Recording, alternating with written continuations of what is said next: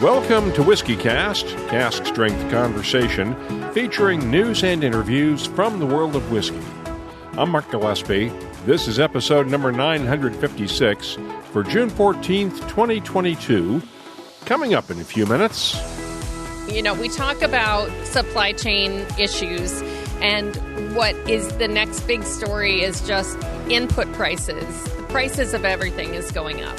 And I know that's the case for our customers, for consumers, but it is also the case for every single distillery that you're talking to out there. Becky and Scott Harris of Virginia's Catoctin Creek Distilling were honored Thursday at the Distilled Spirits Council Conference in New Orleans. They're this year's winners of the Dave Pickerell Memorial Craft Member of the Year Award for their leadership in the craft distilling movement. And Becky Harris was recently re-elected to serve as president of the American Craft Spirits Association for a second year. Together, they have a wide-ranging perspective on issues facing small-scale distillers, and we'll catch up with them on WhiskyCast In-Depth. That's just ahead, along with the What I'm Tasting This Week department, your voice, behind the label, and... I think it's fun. I think it's interesting. I hope people are curious about it, and willing to open their minds a little bit about what proof means in spirits and how it relates to spirit quality. The news is next on this week's WhiskyCast. And now, a message from Robin Redbreast. You know, dads aren't the best at dropping hints, so I'll do it on their behalf. Get him Redbreast, the world's most awarded single pot still Irish whiskey. Hint, hint. Happy Father's Day from Redbreast, proud sponsor of WhiskyCast. Gabriel Cardarella from Jewers, back to tell you about an exciting new offering. Father's Day's just around the corner, and if your dad likes whiskey, there's a good chance he likes golf. Here's what's exciting. Jewers is the official Scotch whiskey of the U.S. Open, and our custom bottle program is back for another year. So head on over to Jewers.com to make Dad the perfect Father's Day gift. Let's get started with the news. It's brought to you by the Dalmore. Watch this space. That's the latest guidance from the Treasury Department's Tax and Trade Bureau on its proposed definition for American Single Malt whiskeys. TTB Deputy Administrator David Wulf told attendees at the Discus Conference in New Orleans that he had hoped to have the proposal published in time for his session on Thursday, but it's just not quite ready yet. It's been something that's been a priority of ours. I think we're close to making that happen, and we're excited to make it happen. We think it's an important priority. Do you have any guidance on what's going to be included? Will it cover all single malts or just American single malts? Because there's no current definition for single malt whiskey in the standards. Now, in advance of the rulemaking, I can't talk specifics. But I think it's going to be something that will, start a dialogue on that standard of identity. So excited about that, and How much pressure have you been getting from the industry to get this done? I don't think I'd characterize it as pressure, but we're certainly aware that this is a priority for the distilled spirits industry, and it's certainly something, as I mentioned, that we support. Once the proposed definition is published in the Federal Register, that will open a 60-day public comment period. After that, the agency will take those comments and draft a final rule defining American single malt whiskeys. Heaven Hill broke ground last Monday on its new $135 million distillery in Bardstown, Kentucky. It'll be called the Heaven Hill Springs Distillery, after the Shapira family's original distillery in Bardstown that burned to the ground in 1996. Heaven Hill President Max Shapira told me it's an opportunity to plan for the company's long-term future. Bourbon is very robust today, and we look forward to that continuing well into the future, both domestically and abroad. And so we're excited to be able to expand our distillery in Bardstown with developing the new Old Heaven Hill Springs Distillery, which will be able to, over years, be able to double our capacity from where we are today. So lots of thirsty customers out there, and we think we'll be able to satisfy them. Satisfy their demand as we bring this online, as we develop the product, and we patiently age it for years down the road. I know that you looked at a few other cities. Was there ever any thought, seriously, of going outside of Bardstown? Well, this was a very big decision. So we had to look at this from all aspects, all points of view, all concepts, etc. Really, Bardstown was always number 1, 2, and 3 in our mind, and we hoped it would work out. And I have to tell you, we had terrific cooperation from the mayor, our county judge executive, the board of magistrates, the city council, and everyone involved, the city and state and federal government, helping make this become a reality. Production is expected to begin at the new distillery in early 2024. Meanwhile, Angel's Envy has opened its new Visitors Center expansion. The $8.2 million project will allow for an extra 64,000 visitors each year while creating 20 new jobs. There's also a new online metaverse tour of the distillery available between now and June 20th to celebrate National Bourbon Day. There's no arguing that whiskey is growing in popularity. Whiskeys accounted for almost 25% of all global spirits volume last year, according to the IWSR research firm. In fact, the IWSR predicts whiskeys will overtake vodka sales by volume by the end of this year. We haven't seen that in nearly 20 years. However, one of the whiskey world's biggest markets is ripe for a change. The IWSR also predicts tequila and other agave-based spirits could overtake whiskey sales in the U.S. by the end of this year. In other news, Diageo is about to bring the restored Port Ellen distillery back online and has named the first distillery manager for the new Port Ellen distillery. Alexander MacDonald has been leading the restoration project at Port Ellen since Georgie Crawford stepped aside last year. He's worked at Kalila, Lagavulin, and Kilchoman distilleries on the island. Construction at Port Ellen is expected to be completed next year. It's been running behind schedule because of pandemic-related issues. Ireland's Middleton distillery is in line for another set of upgrades. The €50 million project will take 4 years to complete and make Ireland's largest distillery carbon neutral by 2026. The long-term plan is to power the distillery entirely with renewable energy and eliminate the use of fossil fuels over time. Irish Distillers has also expanded the legendary Spot range of whiskies. Gold Spot commemorates the Mitchell family's 135th anniversary as a wine and spirits broker and bonder in Dublin.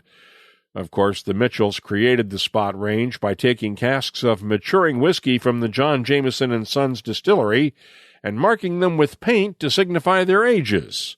Middleton blender Catherine Condon explains the story behind Gold Spot. It's about paying homage to their colourful history and everything that they brought to Dublin and to Ireland, and of course to single pot still whiskey. What's in it? So it's a single pot still whiskey, as is all of the Spot range.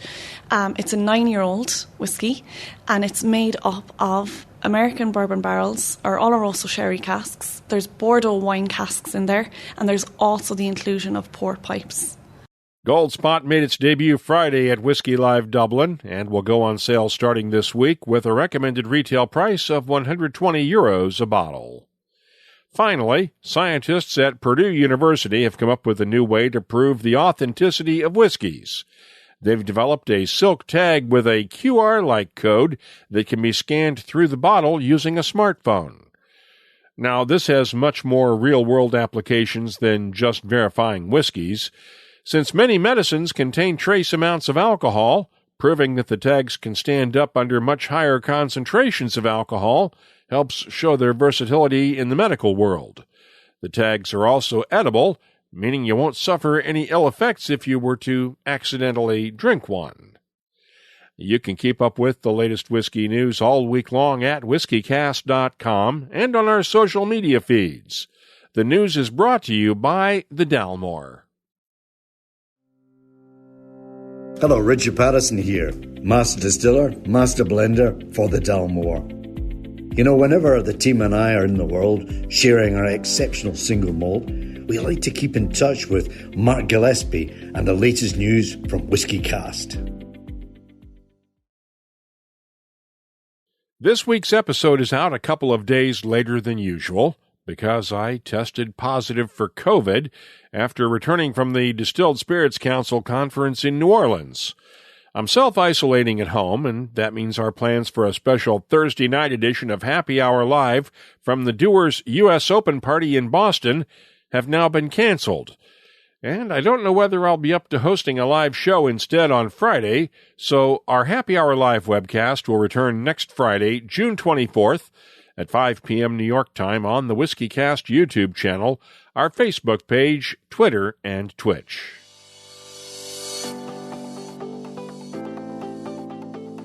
Time now for the WhiskyCast calendar of events, brought to you by Catoctin Creek Distilling. The Black Bourbon Society's Open Door Tour gets underway this weekend in Oakland, California. Whisky Live takes place this weekend in Brisbane, Australia, along with the Edinburgh Whisky Festival in Scotland.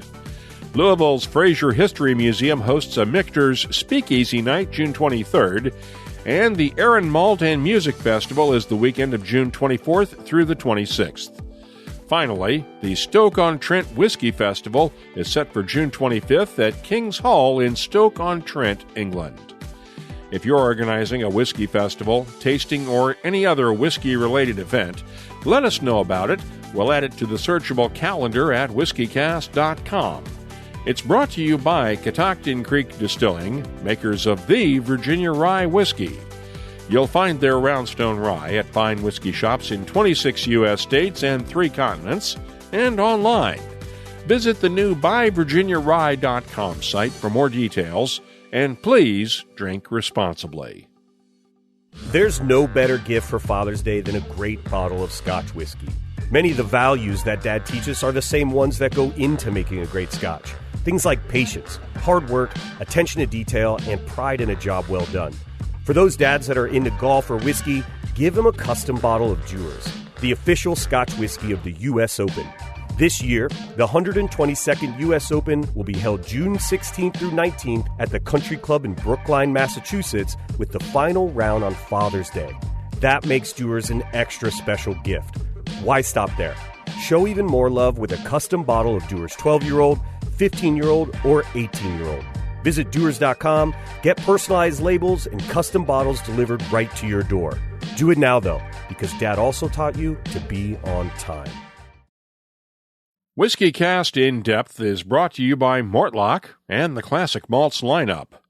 Catoctin Creek founders Becky and Scott Harris were given one of the industry's highest honors Thursday at the Distilled Spirits Council Conference, the Dave Pickerell Memorial Craft Member of the Year Award. They've been active in the craft distilling movement for 13 years now, and Becky Harris is in her second term as president of the American Craft Spirits Association. That puts them both in a good place to explain the difficulties that small-scale distillers face in today's marketplace. I talked with them right after the awards presentation. So congratulations on the award. What does it mean to you two to be recipients of the Dave Pickerell Memorial Award?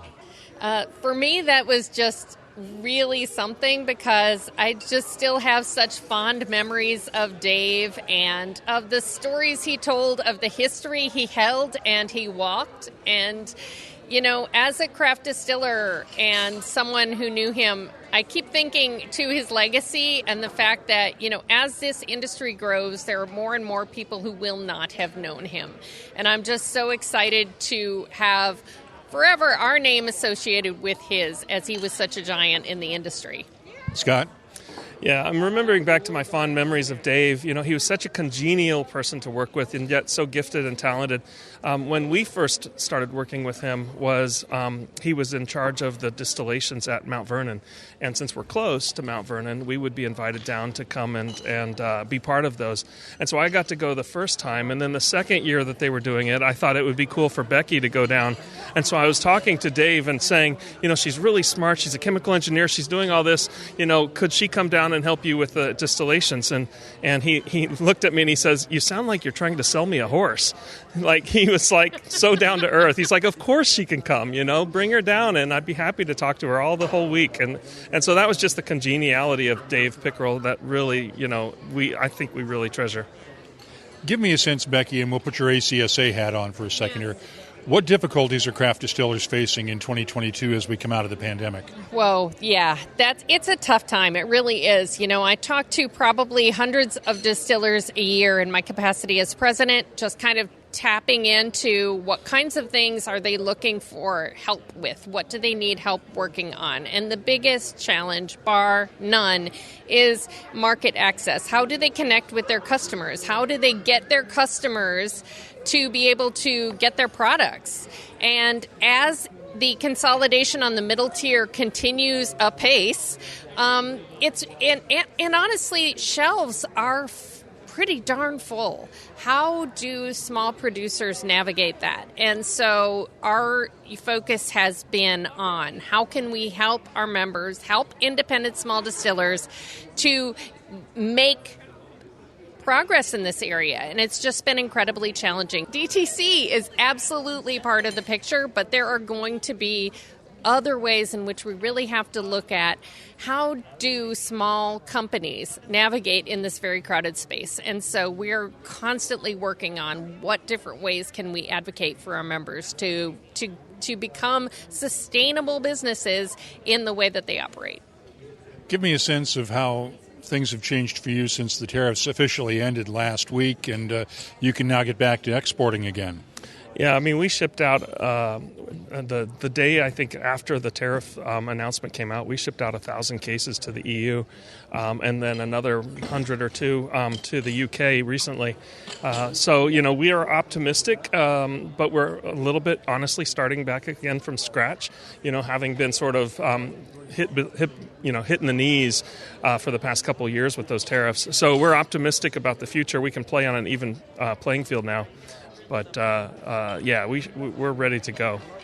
And that's the same for all the craft distillers that were trying to export to Europe before the tariffs. Yeah, that's exactly right. I mean, all distillers, not even just craft. Everybody was kind of taken aback for a while.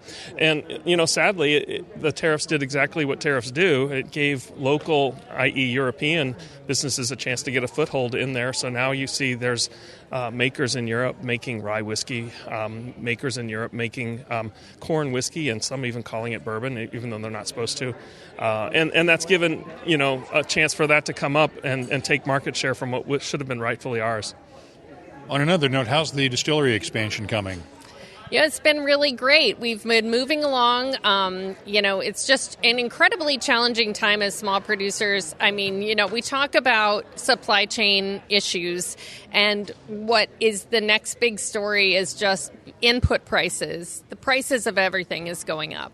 And I know that's the case for our customers, for consumers, but it is also the case for every single distillery that you're talking to out there. The prices of grain, the prices of barrels, the prices of, pallets for, every single thing. I have been getting price increase notifications, and this spiral of increasing costs is really, really challenging for especially your smallest distilleries to navigate. We just don't have the same kind of, buying power that the large distilleries do. So we get hit harder and we have less margin. And so it's really going to be challenging until this sort of starts to wind down this cost spiral.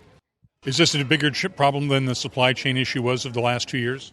Honestly, yes. As we navigated supply chains, yes, I can tweak this, I can do that, I can try to find these, but now it's straight up input costs, and it's 15% here, it's 25% there, it's at every single input level, and I think that everybody out there is going to be navigating that, even the largest distilleries. It's a doubling of freight costs. I mean, that is a huge aspect of it too, and it's hard on the selling side to raise your prices with liquor. We're in control states.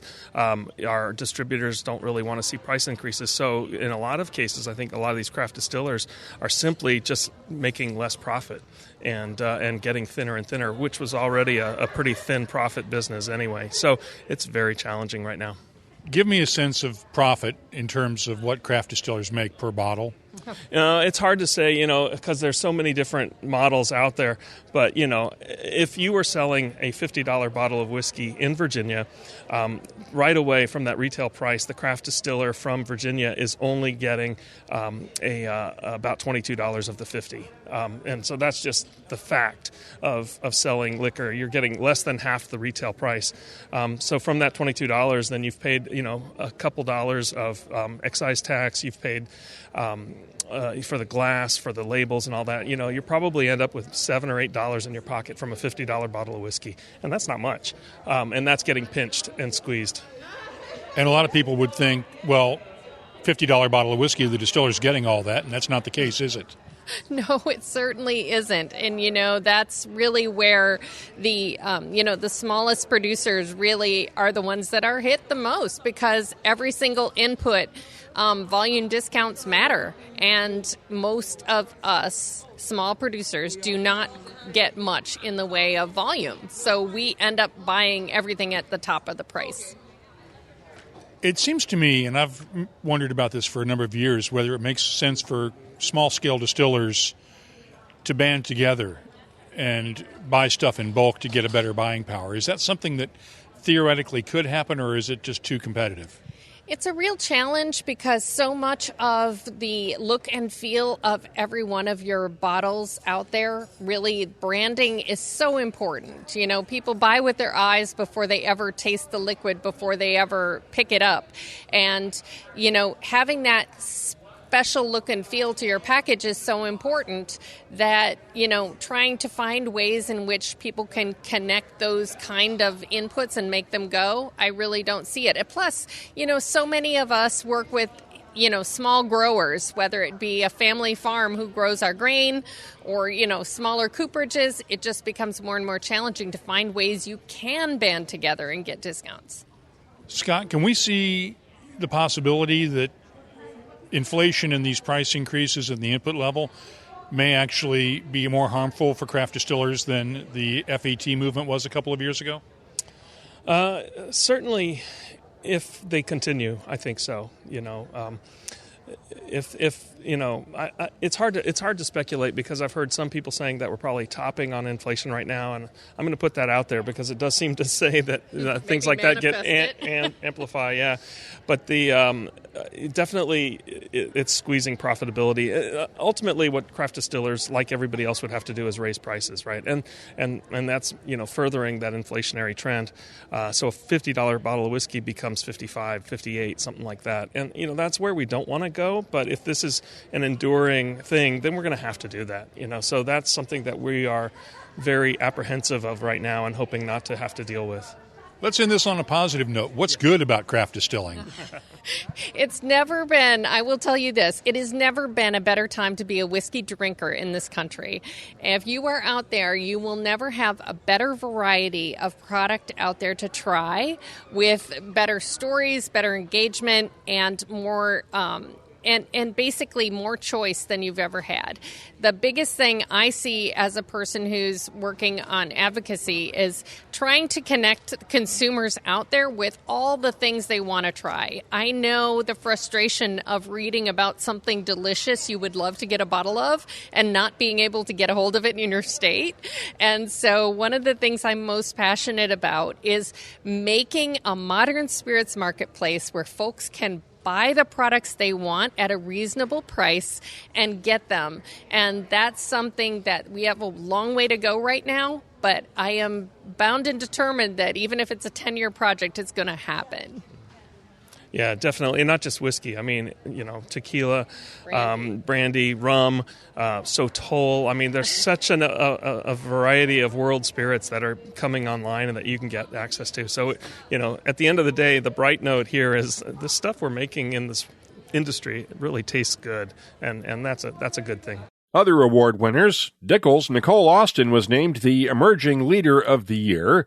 Women of the Vine and Spirits won the Humanitarian and Service Award, and Appleton Estate Rum Master Blender Dr. Joy Spence won the Lifetime Achievement Award. By the way, we should note that Catoctin Creek is a sponsor of WhiskyCast. That is WhiskyCast In-Depth. It's brought to you by Mortlock, whiskey's best-kept secret, hidden away for decades in some of the world's most famous Scotch whiskies. Comes a single malt inspired by an original for a fortunate few. Discover the entire Mortlock lineup at malts.com. The What I'm Tasting This Week department is brought to you by Sagamore Spirit. And this is the one segment of the show that's going to be most affected by my catching COVID. I haven't had my smell or taste affected yet, thank goodness, but I had plans to go through more of the samples on my desk at home after I got back from New Orleans, and obviously that didn't happen. I did taste one new whiskey while I was in New Orleans, St. Liberty Mary's 4-grain bourbon. It's named for Colorado bootlegger Mary Curley. It is a sourced bourbon, distilled in Texas for St. Liberty at an undisclosed distillery, and bottled at 47.5% ABV. The nose has touches of caramel, buttered popcorn, honey, vanilla, and a hint of molasses. The taste has a good balance of spices and sweetness with honey, molasses, and caramel notes, along with subtle hints of clove and cinnamon. The finish is long with lingering hints of spice, and I'm scoring St. Liberty's Mary's 4-grain bourbon a 90. Now, I had the chance to taste the new Gold Spot from Irish Distillers and Mitchell & Sons recently when I was in Ireland. Once again, it's a 9-year-old single pot still whiskey matured in a combination of ex-bourbon, Oloroso sherry, Bordeaux red wine, and port casks. Gold Spot is bottled at 54.1% ABV. The nose is fruity with fresh berries, apples, pears, nectarines, plums, and apricots, while pot still spices and toasted oak add even more complexity in the background. The taste is thick and chewy with a slowly building burst of spices. It's slightly astringent, while the fruity notes add complexity, alongside hints of plums and figs. The finish has spices that fill the mouth, while a fruit salad dances on your tongue. It's a cracker of a whiskey, and I'm scoring Gold Spot a 95. This week's tasting notes are brought to you by Sagamore Spirit Rye Whiskey. They're reviving the tradition of Maryland-style rye at their waterfront distillery in Baltimore. Their premium canned cocktails are a refreshing, convenient option while playing a round of golf, sitting poolside, or spending a day at the beach. You can enjoy flavors such as lemon tea fizz and honey paloma. Now available in markets across the U.S., you can find them at a retailer near you by visiting sagamorespirit.com/find-rye. Please drink responsibly. And now, a message from Robin Redbreast. A thoughtful gift is hard work. What you need is a go-to multi-purpose gift for all occasions. A bottle of Redbreast can say, "Enjoy every minute, they grow up so fast." And equally nails, "Apologies for the back pain, I should have just hired a moving company." Proud sponsor of WhiskyCast. Redbreast. Pass it on. Let's open up the inbox now for Your Voice, presented by Scarabus Isla Single Malt Scotch Whiskey. Thanks to everyone who has sent along notes wishing me a quick recovery. I do appreciate it. Here's one example from Val Caruso on Twitter at WineGalUnboxed. I hope you feel better soon, Mark. If you can't find this spectacular elixir, a pot of homemade chicken soup is soothing. And Val included a link to a story about the infamous whiskey from Tamworth Distilling in New England that's flavored with musk, taken from the anal sacs of beavers. Yes, as I've referred to it before on the show, beaver butt crack juice. Thank you, Val. I'll stick to Gatorade. If you have something you'd like to share with whiskey lovers around the world, you can always find me on social media. Look for WhiskyCast on Twitter, Facebook, and Instagram, or just email me. The address is comments@whiskycast.com. Your Voice is presented by Scarabus, the Isla single malt from Hunter Lang & Company that celebrates all of Isla's natural gifts in one bottle. Only those who seek shall find Scarabus. Start your search at hunterlang.com. Let's close out the show now with Behind the Label, our look at the history, science, and people who make whiskey unique. It's brought to you by Writer's Tears. 40% ABV. It's only a number, but it's the magic number. That's the minimum strength that a whiskey can be bottled at legally. Nicole Austin's newest Cascade Moon offering from Dickel is 15 years old, bottled at barrel strength, 39.9% ABV. That's right, an underproof bottling. And how does it get around the 40% limit? The bottle does not say whiskey on it. It's described legally as spirit distilled from grain. I hope it's a real conversation starter. I think the idea of high-proof spirits as, a proxy for quality just doesn't track for me. But I was so excited to put something out that's, 15 years old, barrel proof. It evokes a certain expectation, and then to just completely defy that expectation, I think it's fun. I think it's interesting. I hope people are curious about it, and willing to open their minds a little bit about what proof means in spirits and how it relates to spirit quality. And, I know those of us who actually kind of make and blend whiskey, are really, I think, over the whole hazmat trend. And so hopefully this can just help people open their minds a little bit. How did this wind up falling below proof? Normally I know you guys keep track of barrels to make sure they don't get below 40. I think you're overestimating how much sampling we actually do. So often you don't find out until you go to dump them. So these particular barrels were at the very bottom floor of our already single-story rick houses. So they went in a little lower. So we go in at 115 instead of 125. So we started down 10, but then 15 years they trend downward over time in that. High humidity environment in the very, very bottom floor of a single-story rick house. So just over time, they went down from 115 to approaching that 80, and in some cases even going below it. So that's why they ended up the way they are. I think it's quite rare in the U.S. because it's much more common to see in Scotland, where that single-story dunnage style is so popular, which I think hopefully will also be a particular curiosity for people. Normally, they would just get blended away, right? Normally, you would just blend it with higher proof spirits to bring it back up above legal, but I think they're interesting, and it's interesting to get to taste them on their own. Cascade Moon 15 years old barrel proof will be available in Tennessee, Texas, and California with a recommended retail price of $125 a bottle. If there's something you'd like to see us look at on an upcoming episode, just use the contact form at WhiskyCast.com to get in touch with us. Behind the Label is brought to you by Writer's Tears. Writer's Tears Copperpot, an 18th century style of premium Irish whiskey, blended from single pot still and single malt. Like yourself, it's one of life's treasured rarities, and what's rare is wonderful. Writer's Tears Copperpot. That's all for this edition of WhiskyCast. You'll find links for the stories in this episode in our show notes at WhiskyCast.com. That's also where you'll find the latest whiskey news, my tasting notes, the calendar of events, the whiskey photo of the week, and a complete archive of all of our past episodes that goes all the way back to 2005. Get in touch with us on Twitter, Instagram, and Facebook at WhiskyCast. The email address is comments@whiskycast.com. Dewar's is the official Scotch whiskey of the U.S. Open, which concludes on Father's Day. So give Dad a custom bottle of Dewar's 12, 15, or 18 year at Dewars.com. Then enjoy the tournament together. Until next time, friends, stay curious. And now, a message from Robin Redbreast. Ever wondered where Redbreast got its name? Well, let's go back to 1912 and be glad our bird-watching founder didn't spot the bar-tailed godwit that day. Proud sponsor of WhiskyCast. Redbreast. Pass it on. WhiskyCast is a production of Cask Strength Media, copyright 2022, and comes to you from the charming, yet regrettably dry town of Haddonfield, New Jersey. I'm Mark Gillespie, reminding you that when you drink, please drink responsibly. Thanks for listening.